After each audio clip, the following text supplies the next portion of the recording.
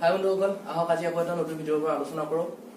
আৰু আপুনি যদি আমাৰ চেনেলৰ নতুন চেনেলটো ছাবস্ক্ৰাইব কৰি লওক, বেল আইকনটো ক্লিক কৰি লওক যাতে আমাৰ নটিফিকেশ্যনসমূহ পাব পাৰে। ভিডিঅ'টো লাইক কৰিব, কমেণ্ট কৰিব, শ্বেয়াৰ কৰিব। আৰু আহক পলম নকৰি আমি ভিডিঅ'টো আৰম্ভ কৰোঁ।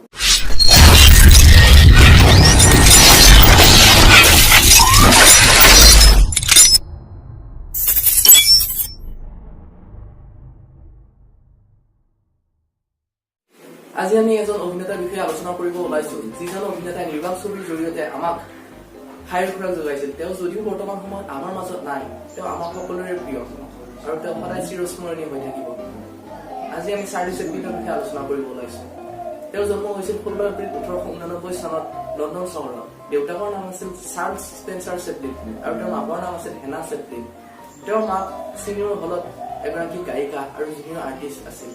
তেওঁ এবাৰ ষ্টেজত গান গাই থাকোঁতে তেওঁৰ মাতটো বন্ধ হৈ গৈছিল আৰু সেইবাবে তেওঁ গান গাব পৰা নাছিল। তাকে দেখি দৰ্শকসমূহে তেওঁৰ গালৈ জোতা চেণ্ডেল আদি দলিয়াইছিল। প্ৰায় 5 বছৰ বয়সীয়া চাৰ্লি চেপলিনে তেওঁ মাকক বচাবৰ বাবে তেওঁ মাকৰ সন্মুখত থিয় হৈ মাকে গোৱা গানটো নকল কৰিবলৈ আৰম্ভ কৰিছিল। আৰু তাকেই দৰ্শকসমূহে ধেমালি স্বভাৱেৰে তেওঁক দেখিবলৈ আৰম্ভ কৰিছিল আৰু তেওঁৰ গালৈ মুদ্ৰা আদি দলিয়াইছিল। এটা সময়ত চাৰ্লি চেপলিনে বুজি পাইছিল যে বাস্তৱ জীৱনৰ তেওঁলোকৰ যি দৰিদ্ৰতা, সেয়াই ষ্টেজত দৰ্শকসমূহৰ বাবে হাঁহি ফুৰা, আৰু সেয়ে তেওঁ নিজৰ অভিনয়বোৰত দুখীয়াৰ দুখ আদিক আধাৰ হিচাপে লৈ মানুহৰ মাজত হাঁহি ফুৰা যোগাইছিল। চাৰ্লি চেপলিন সৰু থাকোঁতে তেওঁৰ মাক আৰু দেউতাকৰ ডিভোৰ্চ হৈছিল। মাকৰ একো ইনকামৰ পথ নথকাৰ বাবে তেওঁলোকে চাৰ্লি চেপলিন, মাক আৰু তেওঁৰ ভায়েক অনাথ আশ্ৰমত থাকিবলৈ লৈছিল। অনাথ আশ্ৰমত থকাৰ সময়ত তেওঁৰ মাক মানসিক ৰোগত আক্ৰান্ত হয়। তেওঁ মাকক মানসিক হস্পিতাললৈ পঠিওৱা হয় আৰু আদালতে চাৰ্লি চেপলিনৰ ভায়েকক দেউতাকৰ লগত থাকিবলৈ আদেশ দিয়ে। দেউতাকে দ্বিতীয় বিবাহত আবদ্ধ হৈছিল আৰু তেওঁলোকৰ ষ্টেপ মাদাৰে তেওঁলোকক বহুত অত্যাচাৰ কৰিছিল। কিছুদিন পিছত চাৰ্লি চেপলিনৰ মাক মানসিক হস্পিতালৰ পৰা উভতি আহে আৰু তেওঁলোকৰ জীৱনলৈ পুনৰ ঘূৰি আহে। চাৰ্লি চেপলিন যদিও স্কুললৈ গৈছিল, তেওঁৰ পঢ়াত মন একেবাৰে নাছিল আৰু তেওঁ এগৰাকী অভিনেতা হবলৈ বিচাৰিছিল আৰু সেয়ে তেওঁ নিয়মিতভাৱে ব্লেকমোৰ থিয়েটাৰলৈ গৈছিল অভিনয় কৰিবৰ বাবে। এবাৰ তেওঁ ষ্টেজৰ প্ৰগ্ৰাম কৰি থাকোঁতে এগৰাকী ডাইৰেক্টৰৰ চকু তেওঁৰ ওপৰত পৰে আৰু তেতিয়াই তেওঁ চাৰ্লি চেপলিনৰ অভূতপূৰ্ব প্ৰতিভাৰ বিষয়ে জানিবলৈ পায়। সেইজন ডাইৰেক্টৰৰ জৰিয়তে তেওঁ হেমিল্টনক লগ পায় আৰু হেমিল্টনে চাৰ্লি চেপলিনক শ্বেৰলক হোম নাটকত অভিনয় কৰিবলৈ সুবিধা প্ৰদান কৰে। শ্বেৰলক হোম নাটকৰ জৰিয়তে চাৰ্লি চেপলিনে বহু খ্যাতি অৰ্জন কৰে। 5 ফুট 5 ইঞ্চ উচ্চতাৰ ক্ষীণ চাৰ্লি চেপলিনে নিজৰ অভিনয়ৰ জৰিয়তে মানুহৰ মন আকৰ্ষণ কৰিবলৈ সক্ষম হয়। সেই সময়ত পৃথিৱী মানুহ দ্বিতীয় বিশ্বযুদ্ধ আৰু আৰ্থিক অনাটনৰ মাজেৰে জীৱন যাপন কৰিছিল। সেই সময়ৰ ক্ৰুৰ শাসনকাৰী আৰু অন্যায়কাৰীসকলৰ বিৰুদ্ধে চাৰ্লি চেপলিনে যুঁজিবলৈ কমেডীৰ সহায় লৈছিল। ইণ্টাৰভিউসমূহত চাৰ্লি চেপলিনে বাওঁপন্থীসকলৰ হৈও মাত মতা দেখা গৈছিল আৰু তাৰ বাবে মিডিয়াই তেওঁক ৰাছিয়াৰ এজেণ্ট বুলি আৰোপ লগাইছিল। সুদীৰ্ঘ 10 বছৰলৈকে মিডিয়া আৰু আমেৰিকা চৰকাৰে তেওঁৰ পিছ এৰা নাছিল তেওঁৰ সেই কাৰ্যসমূহৰ বাবে।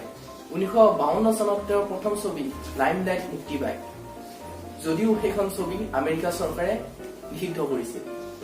চাৰ্লি চেপলিনে আমেৰিকা বহুত ভাল পাইছিল আৰু তাতেই তেওঁ অনামিনৰ সৈতে বিবাহপাশত আবদ্ধ হৈছিল।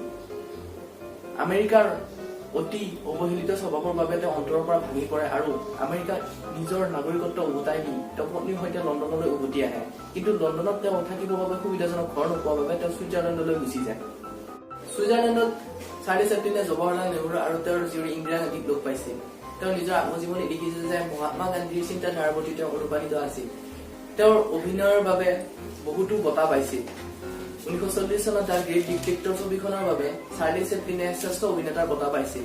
1952 চনত মুক্তি পোৱা লাইমলাইটে মিউজিকৰ বাবে অস্কাৰ এৱাৰ্ড পাইছিল। তেওঁ প্ৰকৃততে বহুত ইমানেই আছিল যে 1995 চনত দি গাৰ্জিয়ান নিউজ পেপাৰে অস্কাৰ এৱাৰ্ডৰ বাবে চলোৱা ছাৰ্ভেত জানিবলৈ পোৱা গৈছিল যে পৃথিৱীৰ অধিকতম মানুহৰ পচন্দৰ অভিনেতা আছিল চাৰ্লি চেপলিন। আজিও বিশ্বৰ মানুহে চাৰ্লি চেপলিনক ভাল পায় আৰু চাৰ্লি চেপলিনৰ দৰে হ'ব বিচাৰে। মাইকেল জেকচনক কৈছিল যে মই চাৰ্লি চেপলিনৰ দৰে হ'ব বিচাৰো। 1977 চনৰ 25 ডিচেম্বৰত চাৰ্লি চেপলিনৰ মৃত্যু হয়। এবাৰ পৃথিৱীৰ মহান বিজ্ঞানী এলবাৰ্ট আইনষ্টাইনে চাৰ্লি চেপলিনক সাক্ষাৎ কৰিছিল আৰু কৈছিল যে মই আপোনাৰ অভিনয়ৰ প্ৰতি অনুৰাগী হৈ পৰিছো। আপুনি আপোনাৰ ছবিত মুখেৰে একোৱে নকয়, তথাপিও আপোনাৰ দৰ্শকসকলে বুজি পায় যে আপুনি কি ক'ব বিচাৰিছে। আৰু তাৰ প্ৰত্যুত্তৰত চাৰ্লি চেপলিনে কৈছিল যে আপুনি পৃথিৱীৰ মহান বিজ্ঞানী, আপোনাৰ থিয়ৰীসমূহে ভৱিষ্যত সলনি কৰে। আপোনাৰ তথ্যবোৰ সকলোৱে শুনে আৰু শুনি হাত তালি বজায়, কিন্তু কোনেও বুজি নাপায় যে আপুনি কি ক'ব বিচাৰিছে। চাৰ্লি চেপলিনে কৈছিল যে মোৰ দুখ বেলেগৰ বাবে হাঁহিৰ খোৰাক হওক, কিন্তু বেলেগৰ দুখ কেতিয়াও মোৰ হাঁহিৰ কাৰণ হ'ব নালাগে। আজি ভিডিঅ'টো ইমানতে শেষ কৰিব বিচাৰিছো বন্ধুসকল। আশা কৰিছো আপোনালোকে ভিডিঅ'টো চাই ভাল পালে, গতিকে ভিডিঅ'টো লাইক, কমেণ্ট আৰু শ্বেয়াৰ কৰিবলৈ নাপাহৰিব। আৰু ভিডিঅ'টো চোৱাৰ বাবে ধন্যবাদ।